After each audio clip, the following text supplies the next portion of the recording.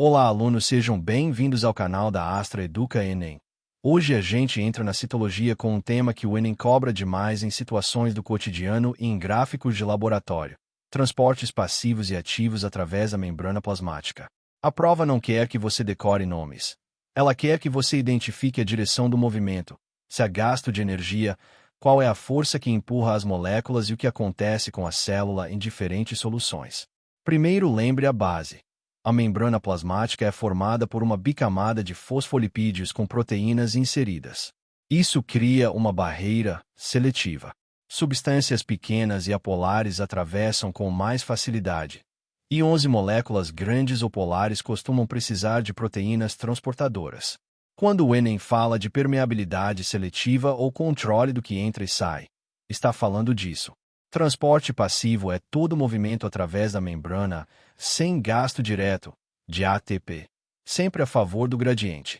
Gradiente pode ser de concentração, quando a substância vai do mais concentrado para o menos concentrado, e pode ser eletroquímico, quando além da concentração existe diferença de cargas elétricas influenciando o movimento de íons.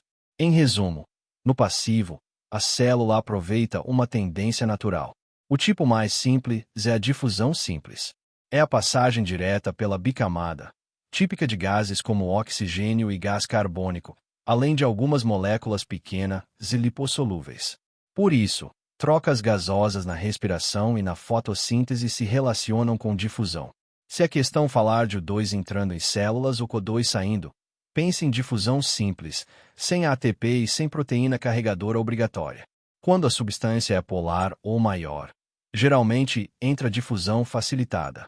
Ela também é passiva, ainda a favor do gradiente, mas depende de proteínas. Essas proteínas podem ser canais, formando poros para passagem de íons e água, ou carreadores, que mudam de forma para levar a molécula de um lado ao outro. A diferença essencial para o Enem é: na difusão facilitada existe especificidade e saturação. Se aumentar muito a concentração da substância, chega o momento em que todas as proteínas estão ocupadas e a taxa de transporte atinge um máximo. Então, se o enunciado trouxer um gráfico que cresce e depois plana, isso sugere difusão facilitada. Se crescer de modo mais linear, pode sugerir difusão simples. O caso mais cobrado dentro do transporte passivo é a osmose, que é a difusão de água através de uma membrana semipermeável. A água se move, de forma geral, do meio menos concentrado em solutos para o meio mais concentrado em solutos, porque a água segue o lado onde há menos água livre. Em prova, o Enem costuma apresentar isso em termos de soluções hipotônica, isotônica e hipertônica, sempre comparando a concentração do meio externo com a do interior da célula.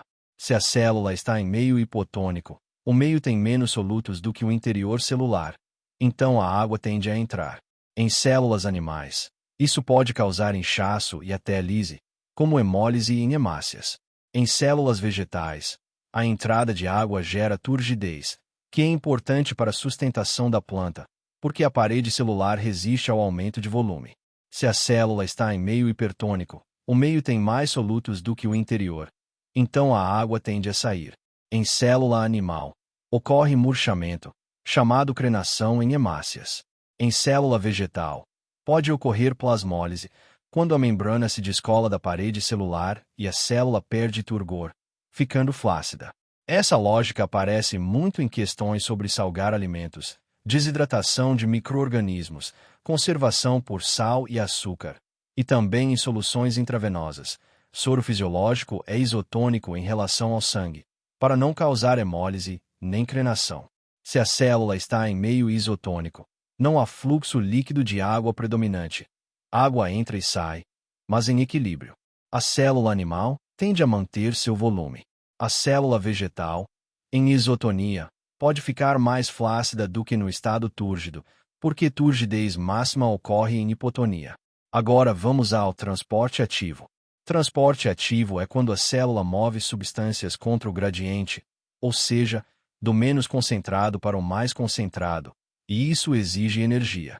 A energia pode vir diretamente do ATP, no transporte ativo primário, ou indiretamente do gradiente criado por outra bomba, no transporte ativo secundário. O exemplo clássico de transporte ativo primário é a bomba de sódio e potássio, muito importante em células animais. Ela gasta ATP para tirar sódio para fora e trazer potássio para dentro, mantendo concentrações diferentes desses íons nos dois lados da membrana.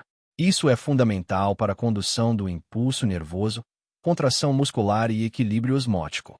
Se o Enem falar de potencial de membrana, neurônios, impulso nervoso ou necessidade de manter na mais baixo dentro da célula, a bomba na mais 1K mais provavelmente está no raciocínio.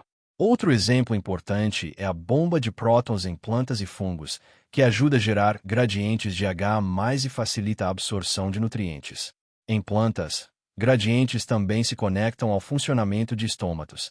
Entrada e saída de íons nas células guarda altera a osmose, mudando a abertura estomática.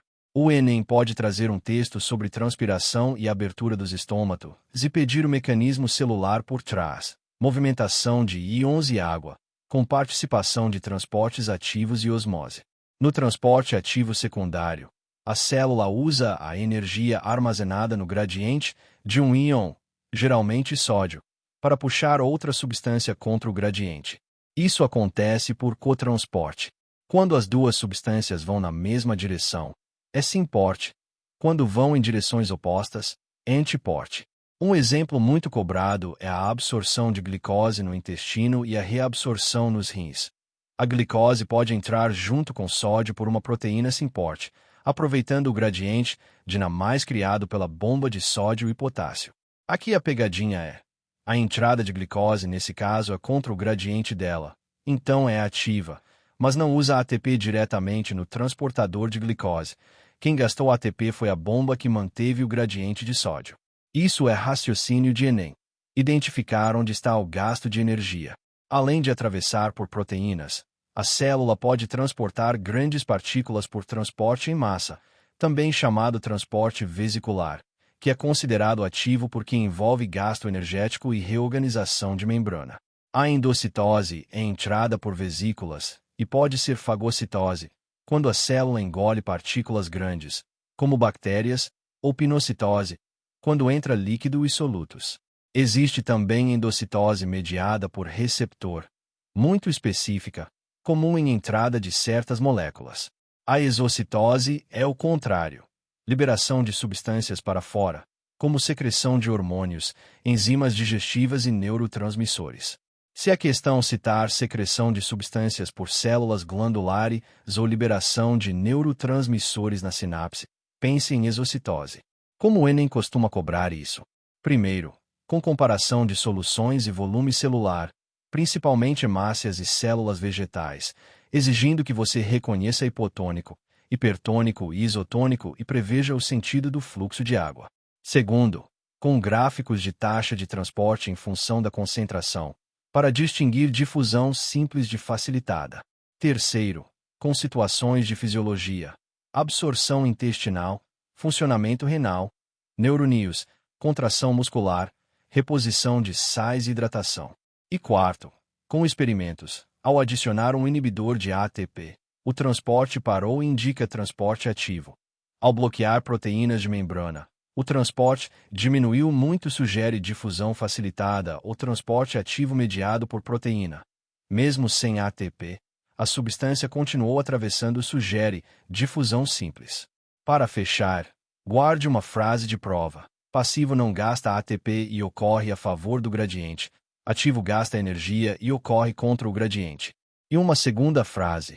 Osmose é a água, sempre conectada à concentração de solutos. Se você aplicar essas duas regras e observar as pistas do enunciado, você resolve a maior parte das questões de transporte de membrana no Enem com segurança.